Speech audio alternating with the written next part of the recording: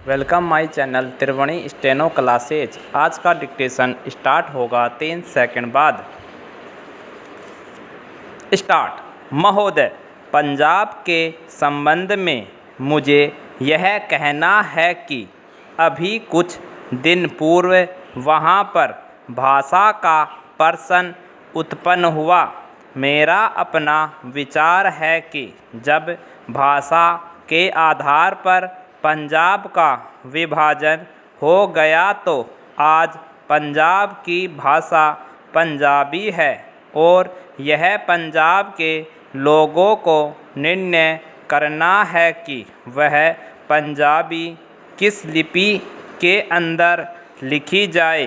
लेकिन एक बात मैं पंजाब की सरकार से आपके माध्यम से निवेदन करना चाहता हूँ कि आज तक पंजाब के अंदर 45% लोग इस प्रकार के हैं जो यह कहते हैं कि हमारी अपनी मातृभाषा हिंदी है, तो पंजाब की सरकार को अल्पसंख्यकों की भाषा को संरक्षण देने के नाम पर दूसरी भाषा के रूप में हिंदी को मानने में किस प्रकार की कोई आपत्ति नहीं होनी चाहिए।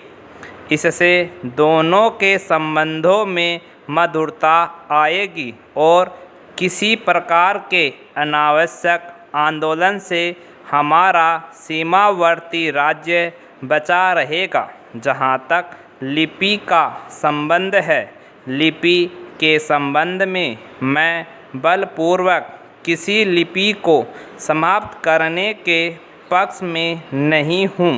मेरा विचार रहा है कि देश में अपनी लिपियों को सुरक्षित रखते हुए अगर प्रादेशिक भाषाएं किसी एक सामान्य लिपि को वैकल्पिक लिपि के रूप में स्वीकार कर ले तो देश की अनेक भाषाओं को निकट आने में बहुत बड़ी सहायता मिल सकेगी। अगर पंजाब के लोग भी इसी आधार पर विचार कर सके तो मैं समझता हूँ कि यह पंजाबी भाषा के हित में और देश की एकता के हित में होगा। पैरा। अंतिम बात जिसको कहकर मैं अपना भाषण समाप्त करना चाहता हूँ वह है प्रश्न जो आज पंजाब और हरियाणा में तनाव का कारण बना हुआ है और वह है चंडीगढ़ का प्रश्न। सभापति जी, आपने देखा होगा कि कल इस प्रश्न को लेकर यहाँ एक गर्मागर्मी का वातावरण भी उत्पन्न हुआ। इसके लिए मैं मुख्य रूप से केंद्रीय सरकार को दोषी मानता हूँ।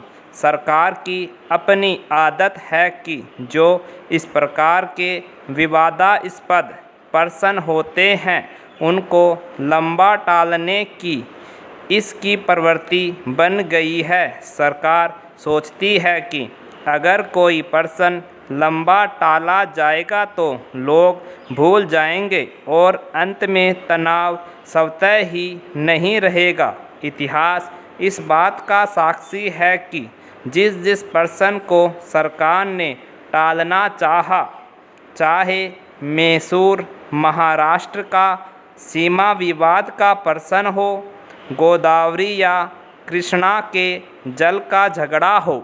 पैरा।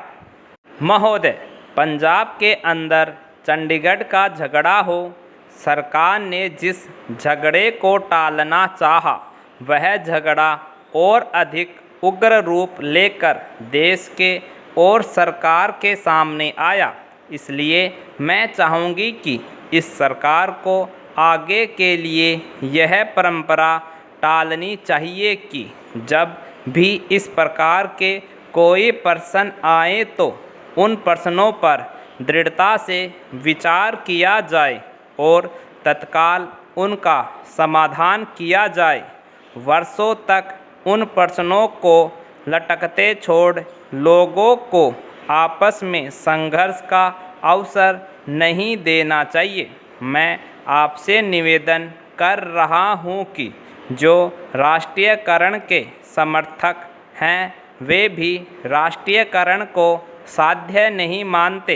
प्रधानमंत्री ने स्वयं स्वीकार किया है कि अनेक देशों में बैंक सरकार के हाथ में है, लेकिन बैंक सरकार ने लिया तो समाजवाद आ गया।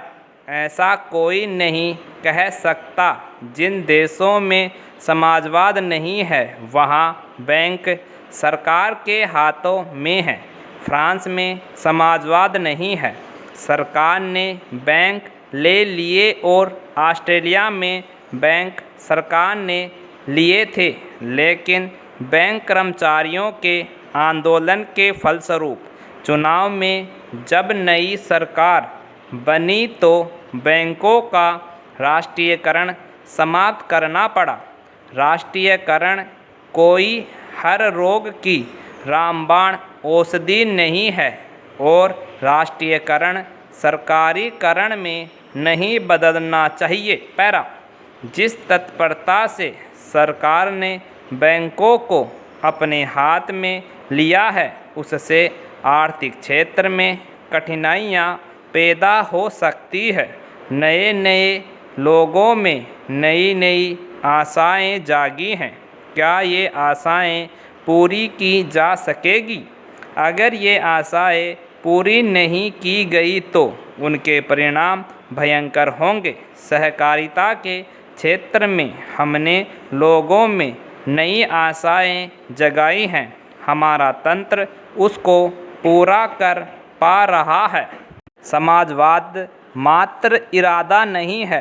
इरादे अच्छे हो सकते हैं, नेक हो सकते हैं, लेकिन जिस मशीनरी के द्वारा, जिस तंत्र के द्वारा वह इरादे व्यवहार में लाने हैं, अगर वह मशीनरी भ्रष्ट है, अगर वह तंत्र असक्षम है, अगर जनता के प्रति उनके हृदय में सहानुभूति नहीं है, तो फिर राष्ट्रीयकरण भी सहकारिता की तरह से एक बदनाम चीज़ हो जाएगी। सरकार बहुत से कारखाने चला रही है, कुछ अच्छे चल रहे हैं, कुछ बुरे चल रहे हैं, लेकिन कारखाने चलाने के लिए, सरकारी संस्थाएं चलाने के लिए जैसे आदमी हमें चाहिए वैसे आदमी तैयार करने का हमने प्रयत्न नहीं किया है।